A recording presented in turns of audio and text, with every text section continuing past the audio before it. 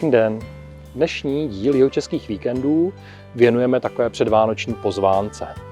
Český Krumlov sám o sobě je krásné, romantické město a ještě více to umocňuje ta předvánoční atmosféra. Takže dnes si projdeme předvánoční Český Krumlov a pozveme vás k jeho návštěvě.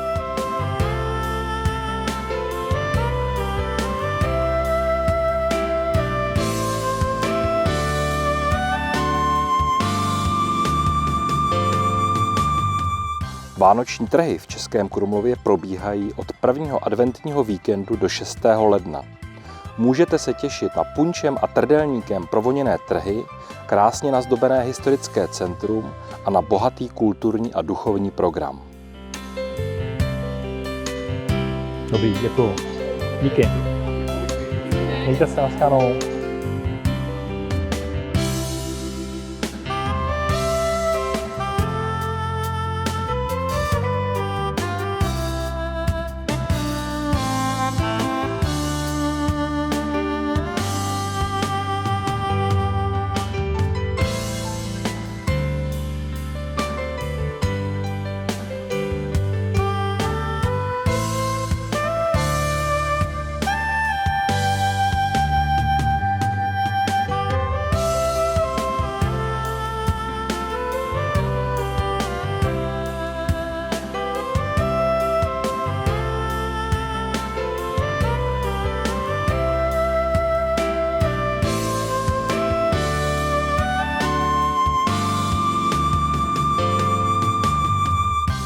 Takže to byl Český Krumlov.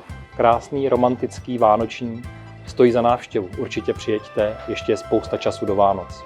Mějte se krásně a těšíme se v příštím díle na viděnou.